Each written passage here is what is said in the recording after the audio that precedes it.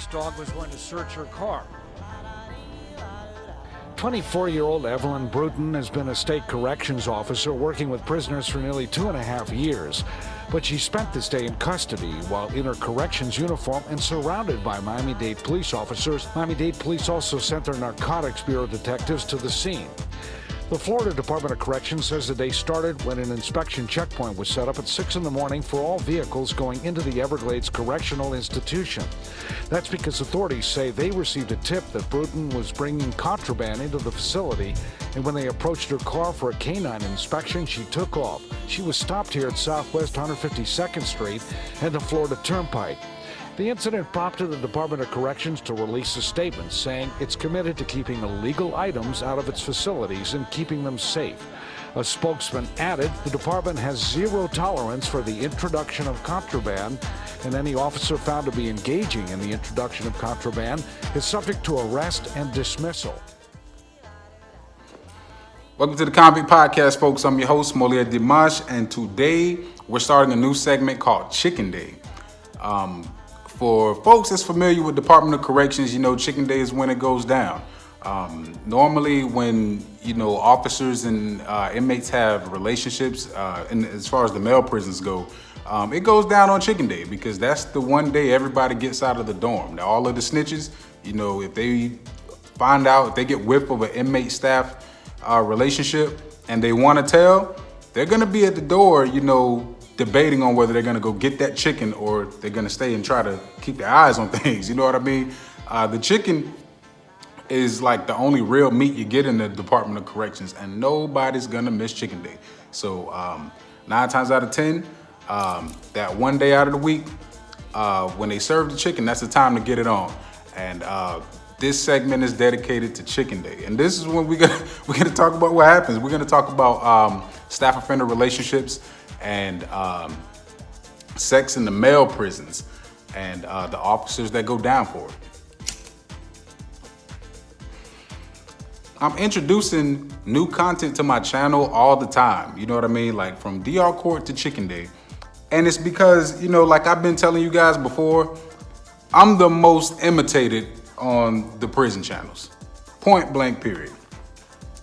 Can you believe that the same guys that I always tell you about keep trying to copy what I do, and they have much bigger platforms than me? They're reading from redacted reports about mysterious deaths, folks.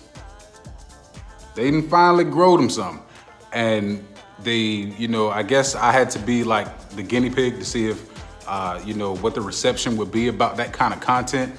And now everybody wants to do it now. They want to talk about inmate deaths. They want to, it's just ridiculous. And, they, like I said, their channels are way bigger than mine. And the viewers are going for the okie doke. They're like, oh my gosh, you're bringing it to the spotlight. How brave of you. This is so real and anything but real. It's as fake as it gets. And, I said what I said for a reason. And I'm always standing on what I said. And it's because I can see it from a mile away. I was floored when I seen it. It's like, wow. Like, seriously? Like, the whole MO, you just went and took it? So, you guys are going to continue to see me reinvent different content on my channel. And, in the end, they're going to steal all of that, too. I said what I said. And birds of a feather, they're going to flock together. And with that being said, Yuri, I'm going to say your name. Yuri, get off of my channel. Okay? I took note when you subscribed to my channel. I saw when you were commenting on the videos. I figured you'd take a hint. I replied to everybody but you. Okay, you're a part of that crowd. Yeah, and I know you know it. You're the one I was talking about stealing my thumbnails, putting them on your videos. You're on their channels all the time. I mean, I don't rock with fake, period. I don't do no backtracking ever. Even if I'm wrong, I don't backtrack. Okay, there's no such thing as me, being at odds with somebody and then being friends. That don't happen. I don't give a damn who you are or what you got to. I don't do that. Okay, I'm probably just gonna have to block you. You from that, you flock with them other birds. You got to kick rocks. All right. Don't take it personal, but take it personal. Well, I don't do that though. So, adios. So, folks, I hate frauds. I hate fake people. I hate liars. I hate people who try to capitalize on the moment. You know what I mean? When people show you who they are, you have to believe them the first time, folks, or you're setting yourself up for failure. You know what I mean? Y'all done seen me up here selling out to the Washington Post when I could have easily got the cover of the Washington Post magazine. You show me that you're full of baloney, I'm gonna treat you like that, and that's for life. There's no backtracking. So let's get started with this this segment, Chicken Day. We're gonna start off with Tanika Pitt. She was a correctional officer here in Orlando, and she had sex with an inmate. Now this one was like dead serious because like she didn't even like try to be discreet with it. She was getting it on in the hallways, right? And as her and this inmate are having sex in the hallway, another correctional officer named William King, he creeps up and he sneaks up on her. He's like, oh my gosh, gasp, she's having sex with one of the boys in blue. And 9 times out of 10, he was probably jealous because she wouldn't, do anything with him. That's normally how it goes. And, I seen this with my own eyes. Correctional officers try to hit on the female correctional officers. They won't give them the time of day. They'll get it on with the inmates. And then the same guy that was trying to hit on him is the one that's going to the colonel saying, hey, she's over there having sex with the inmates. This dude, William King, pulls out his cell phone and literally records an adult movie. He records everything. And in the report, they go into detail about everything. I mean, it's practically like a written out adult film. So he records the sexual intercourse with his phone and takes it to the higher ups, and she goes to jail. So for I'm not even gonna ask my viewers who are correctional officers to comment on this. For my people, my convict nation, if you were a correctional officer, would you do it? Would you risk your career to have sex with an inmate? Because I'm gonna tell you, it's hard. You know what I mean? Like, you cannot help who you're attracted to. You know what I mean? When you're in prison, and I mean, like, if you're attracted to a certain type of person, he can be in a business suit, he can be in blues, he can be in rags and tatters. If that's what you're attracted to, that's just what it is. It doesn't matter. You know what I mean? There were so many women when I was in the Department of Corrections. There was very few times where I had a relationship with a staff member where I pursued them. It was most of the time them coming to me, and they would always open up the conversation in different ways, and things that they would say would let me know, they can't help being attracted. Maybe I remind them of someone, or maybe, I'm not as ugly as I thought. Maybe I still got it, but you just can't help who you're attracted to sometimes. And in prison, you got a lot of fit dudes in there. You know what I mean? Because we have so much time to get ourselves in shape. Dudes in prison are in far better shape than most of the guys in society.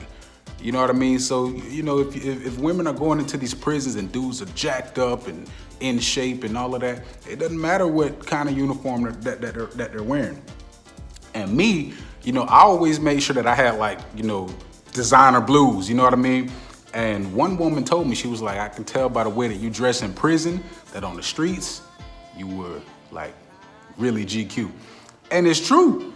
I spend a lot of money on clothes. Like, I wear like Margielas and red bottoms and Robin's jeans. Like, if you know me, you can see me in person, you see the type of stuff that I wear. It's, creme de la creme, and I'm not shy about it. You know what I mean? But it reflected, you can look at an inmate and pretty much tell what type of person that they were in society. And, people gauge that kind of stuff. And they would look at an inmate and say, I would mess with him on the streets. Why not do it here? You know what I mean?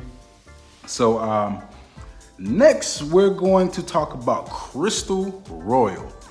Now, this one This was straight baloney, folks. Straight baloney. Apparently, Crystal Royal was, she was just giving it up to the dorm. You know what I mean? She according to this report, she was taking inmates into the staff bathroom and giving it up back to back. It wasn't like one inmate, you know, she go in there with him and then come back with that same inmate. She go in there, do her thing with him. Next inmate that's in line comes in, boom, boom. It's like, wow, like, you know, I would have loved to have been in her dorm. And, you know, she was on camera going into the staff bathroom with the inmates, right? So, of course, an inmate tells an inmate who couldn't get in line, he told on this woman. And when they interviewed her about it, she lied and said that she never went into the staff bathroom with the inmates, right? They had no evidence connecting her to any kind of sexual intercourse, but guess what she went to jail for? Perjury, because she lied about whether or not she went into the bathroom. If she would have just said, yeah, I went into the bathroom, I just want to make sure that he cleaned the toilets, right? She still have a job. She lied about going into the bathroom, and they concluded the investigation by saying there was no evidence that she did anything sexual. But since she lied about whether or not she went into the bathroom, that's what got her arrested. That's what got her fired. So Crystal Royal, the best dorm sergeant in the game. Next up, we have Erica Koger.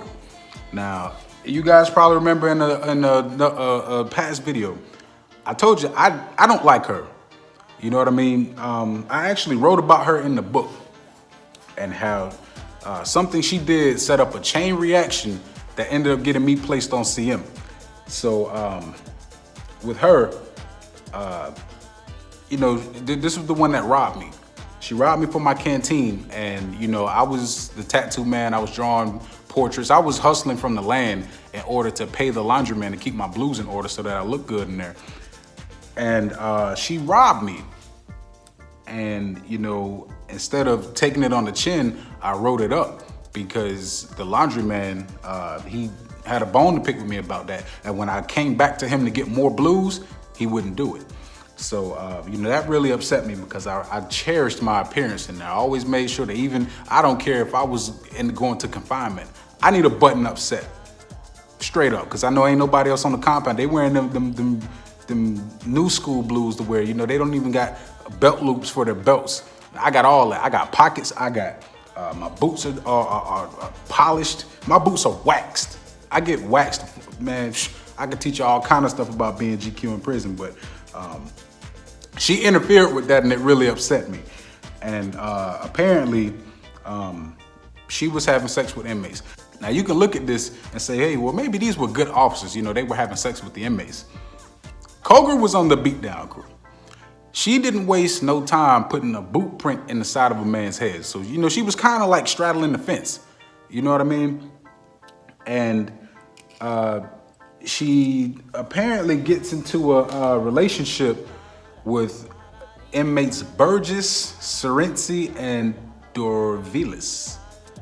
And they mentioned a friend of mine. I'm not going to say his name because the report was redacted, so I was confused as to whether or not he was. I was confused as to what part he played in this, but I found a couple of these guys, but I wasn't able to pinpoint which one was in the actual relationship. So I'm not going to show their mugshots, but she was providing these guys with cell phones. She knew that all of these guys had cell phones, and whichever one of those guys was the inmate that she was in a relationship with, she started a GoFundMe to raise money for his legal defense to get him out of prison. And she had a relationship with his mom, and they had a whole system set up to where, you know, they were bringing in contraband. And they found a cell phone from this inmate, and all of these guys had a different name for her in their cell phone. One of them called her Wilma Flintstone, the other one called her Buttercup or something like that, but it all traced back to her.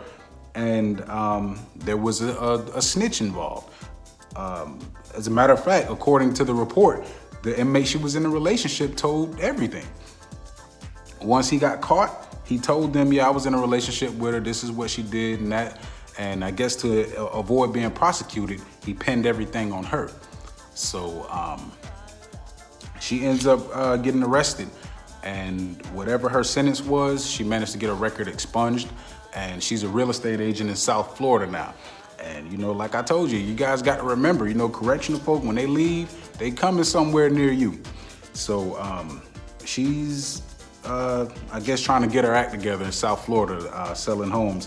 But she's gonna conclude this first installment of Chicken Day. That's how it goes. I would like some more opinions about this. You know, if I really want to hear from correctional officers about this. And what I'm going to start doing is reaching out to former correctional officers, because I know a lot. I know a whole bunch of correctional officers, and they're doing other things. One of my friends, he actually opened up an art gallery, and he was a former correctional officer. So I think I'm gonna start doing that, speaking to the former correctional officers, because the ones who are still employed, commenting on this would probably be adverse to them, because some of them, they're probably doing this stuff right now. You know what I mean? And me personally, my views is that there's no such thing as any correctional officer who has not, well, depending on their length of time in the Department of Corrections, if there's a correctional officer that's been in the game more than 5 years, in my opinion, she done already did it. And I don't care what rank it is. I don't give a damn if it's a warden, because I know what I know, you know? So that's Chicken Day, folks. It's going down on Chicken Day, and the state attorneys, they're prosecuting the women for having sex with inmates at the same institutions where the male guards are killing the inmates. And they're giving them a pass on the inmate murders, but they're bending over backwards to arrest these women for their sexual relationships with inmates. So as a result, there's way more cases of this than there are of, mysterious deaths and prosecutions. So this is Chicken Day. Let me know what y'all think about it.